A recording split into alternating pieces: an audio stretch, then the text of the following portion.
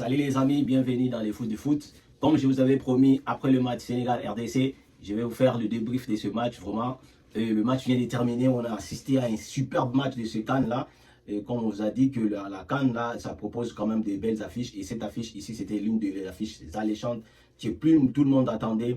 Le match RDC-Sénégal. Donc, le match a tenu vraiment toutes ses promesses en termes de jeu, en termes de qualité des joueurs qui étaient dans les 11 de départ de part et d'autre. Et en termes de billes quand même, le match a vraiment tenu tout ce qu'on en avait besoin vraiment pour se régaler dans un match de football.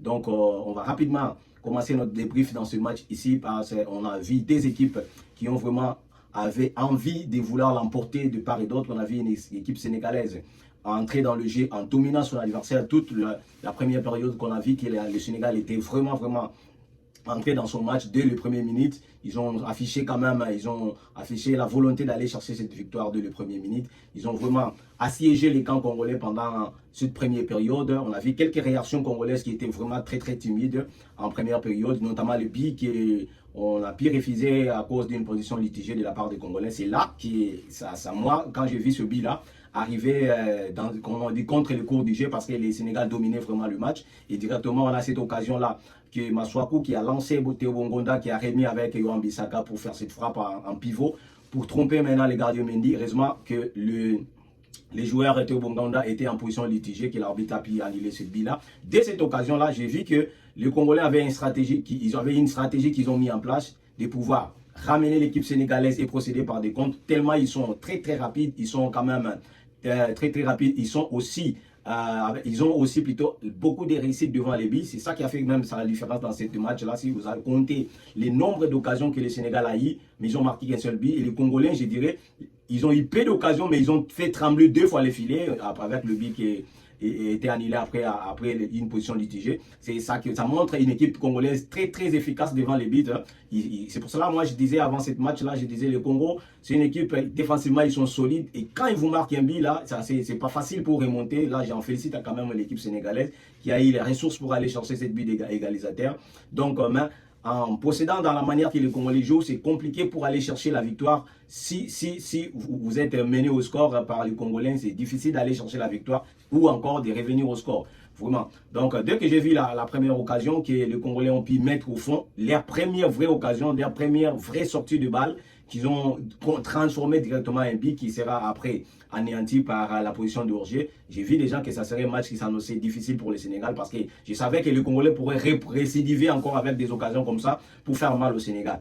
Donc pour moi, le premier mi-temps a été quasiment dominé par le Sénégal. Le Sénégal vraiment devait marquer dans cette première mi-temps-là, devait quand même marquer le but, mais ça peine quand même.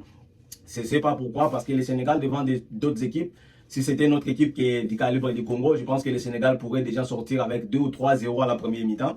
Mais c'est aussi cette capacité de l'équipe congolaise que j'ai remarqué. L'équipe congolaise, c'est une équipe qui peut concéder des occasions, mais difficile pour que ses adversaires concrétisent leurs occasions en but. C'est ça aussi qui fait la grande différence dans ce match-là. Donc vraiment, dans la deuxième période, je vais passer à la deuxième période. Dans la deuxième période, on a vu tout était différent. Vraiment, on a vu quand même un match équilibré. Moi, je dirais ça, un match équilibré en deuxième période avec beaucoup plus d'équipes congolaises qui étaient plus mieux qu'en première mi-temps.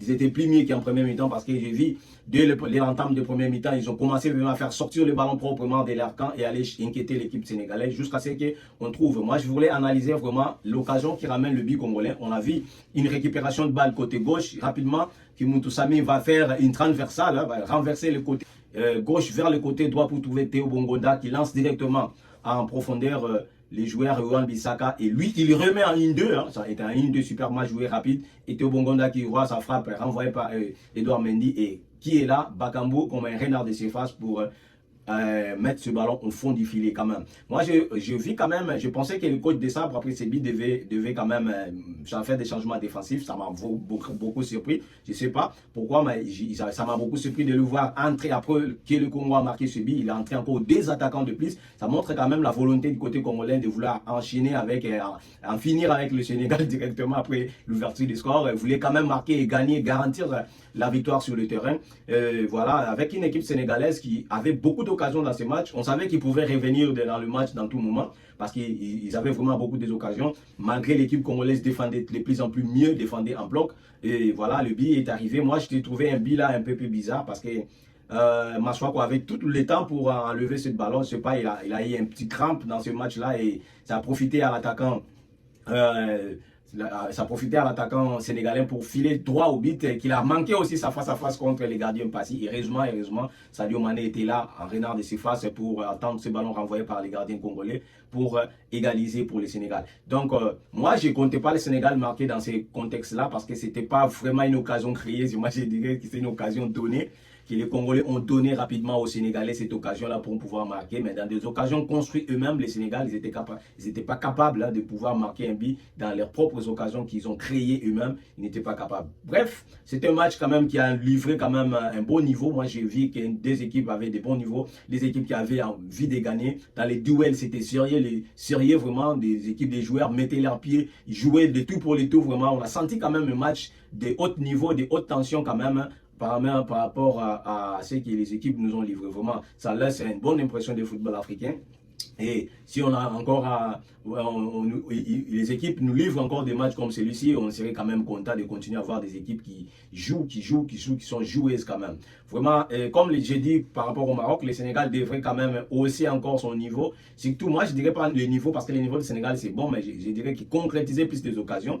Vous voyez, moi, je pensais que dans ces matchs comme ça, là, si les Congolais n'ont pas commis cette erreur avec Maswaku, je pense que c'était difficile pour le Sénégal de pouvoir revenir au score parce que en termes d'occasion, ils ont créé, mais en termes de réalisme devant les buts, si je compare les deux équipes, je vois que l'équipe congolaise n'a pas besoin de 2 ou 3 occasions pour mettre au fond. Ils ont eu, pour moi, 2 occasions nettes dans ce match et les 2 occasions nettes ont été au fond du filet. Dans ce match-là, comparant parmi les occasions qu'il y a eu le Sénégal pouvait marquer plus, mais les réalismes congolais, c'est ce qui me retient ici.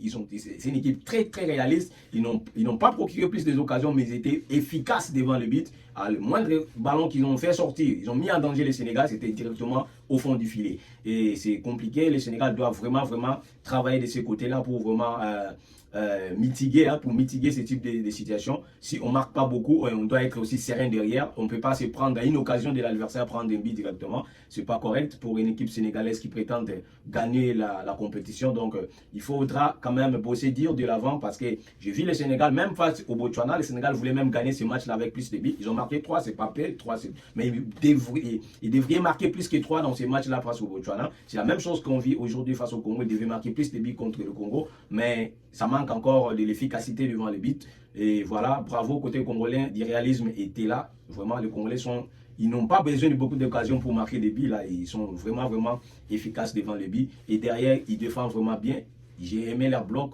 Ils étaient vraiment solidaires les uns les autres, compenser les efforts, parce que devant des équipes comme le Sénégal a dominé dans le jeu, le Sénégal était bon dans le jeu, et il a été bon dans la possession de balles, donc il faudrait qu'en face aussi l'équipe doit tenir, parce qu'il y a des équipes qui commencent à défendre bien après quelques temps, c'est compliqué, ils n'arrivent plus à trouver les repères, mais on a vu qu'il y a la constante en défense côté congolais et la sérénité qui dégage cette équipe, et c'est une équipe qui joue ensemble, c'est une équipe qui est solidaire les uns les autres, donc voilà. Bravo donc pour ce match-là. Je ne sais pas ce que vous avez nous remarqué vous aussi. Laissez-nous votre opinion entre ce match-là, entre le Sénégal et le Congo. Est-ce que vous avez aimé ce genre de match? Est-ce que le Sénégal vous a déçu? Est-ce que le Congo a montré encore une fois pour toutes que c'est une équipe à compter sur elle dans cette compétition, dans cette CAN-là? C'est une équipe que vous devez prendre au sérieux. Tout le monde, tous les grands favoris, je dirais, les gens devaient prendre cette équipe congolaise au sérieux parce que c'est une équipe qui joue, une équipe qui sait défendre, c'est une équipe qui sait jouer les grands. Merci, à la prochaine.